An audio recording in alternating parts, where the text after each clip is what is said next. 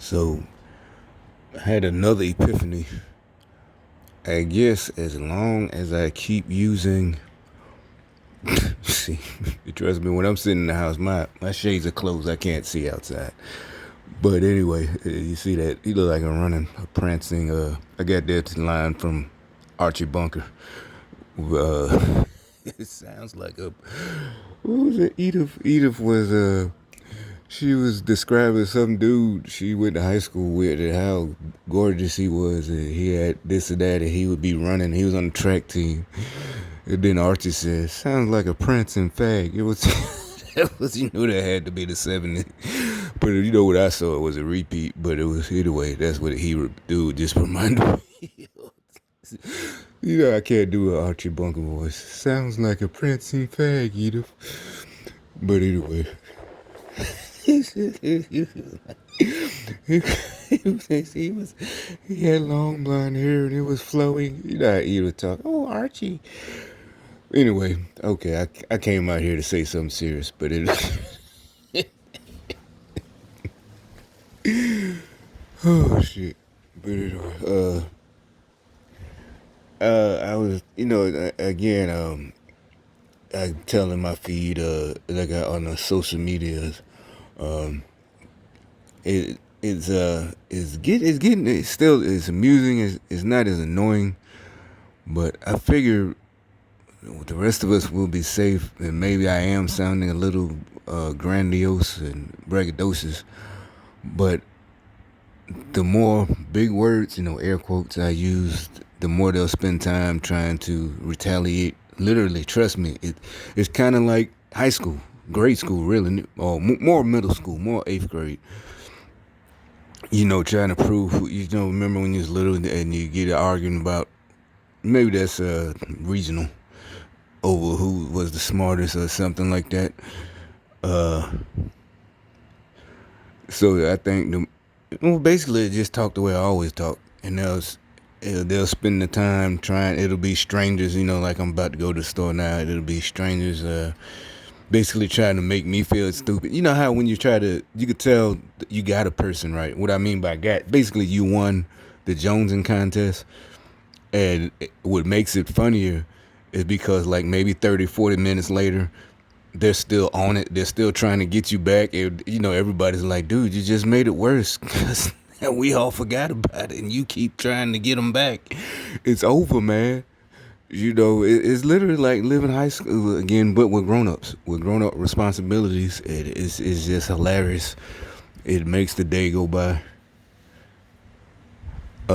So like I said, I guess if I make more sacrifice and just basically do more just natural stuff, they'll be offended. Just normal things that normal people do, but when I do it, they hate.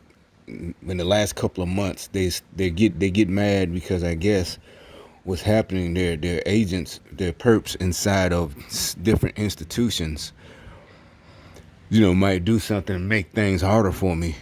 And you can say this is trust me, I don't have proof because I'm not that anal about recording everything, but from my mental evidence that yeah, it's on purpose. Like something might not go through. I'm trying to pay online, with an app, and it's not going through. So basically, I go old school and call, and they get mad about that. Not just the representative I talk to, because I make them, because otherwise I'm like, no, put the supervisor on the phone, right?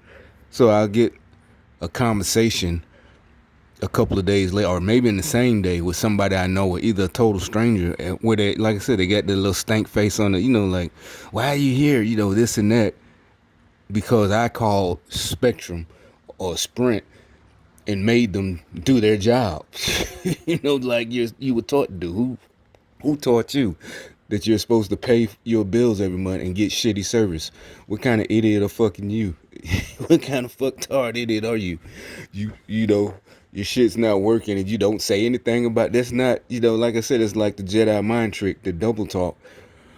When that reverse psychology, like, like you're being rude just by forcing something, not even forcing, making sure someone gives you good service, like in a restaurant. Like you're the one who, you see what I'm saying? You know, they, like I said, they pick a fight with you, and when you stand up and just do normal shit, like, and make them, you know, correct themselves, you're the one who's being rude. You know, like one of the movies when or a TV show when a little kid's getting bullied, and finally they, you know, this is always what happens in the movie. You know, the kid finally stands up, but he ends up, or she could be a girl. I've seen it in the movies.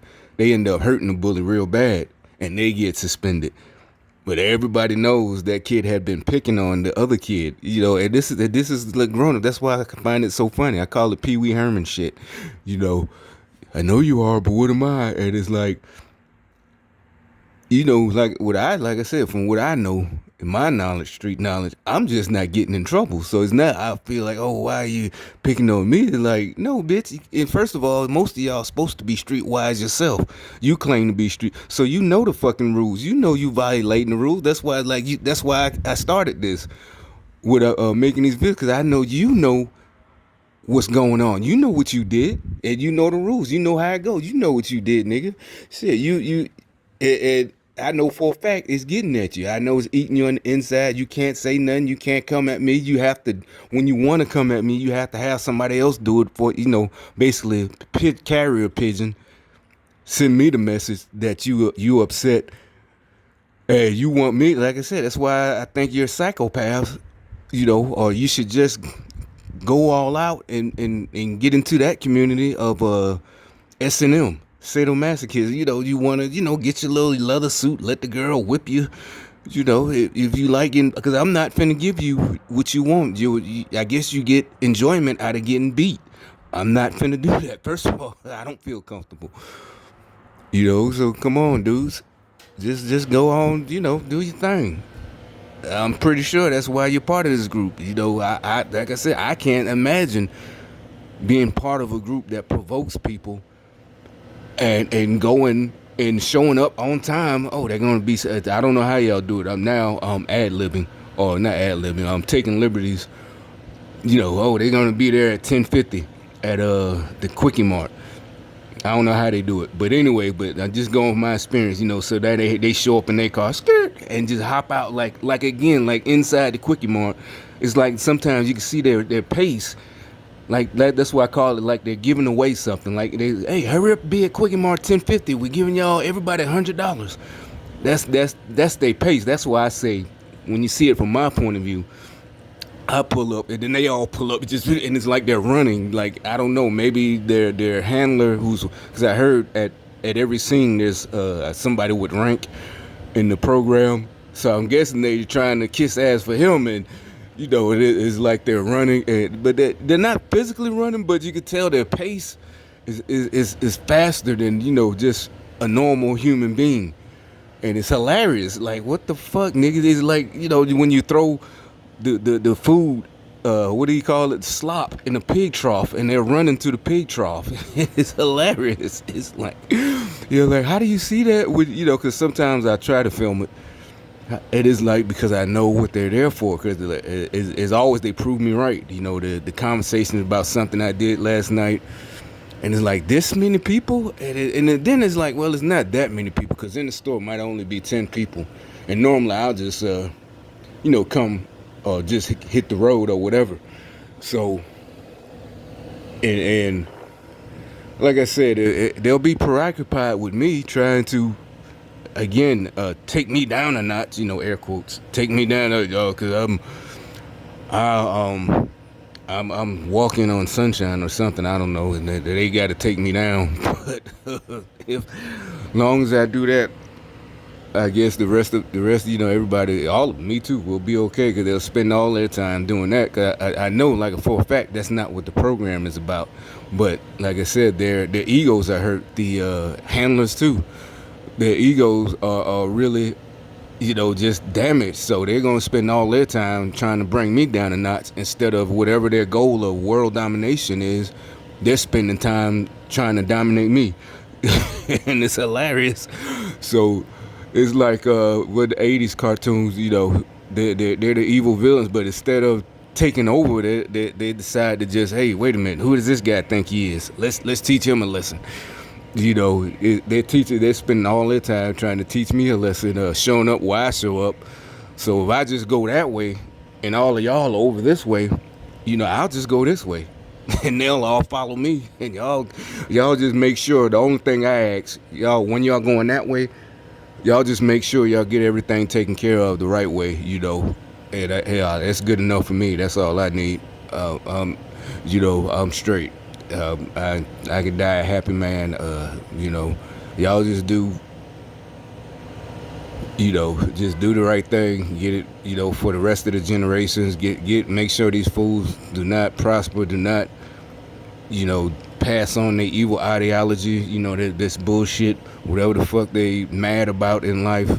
Do not let them get away with it. Not even don't let this shit flourish. It's not about race, not about gender. This is just some evil ass motherfucking shit.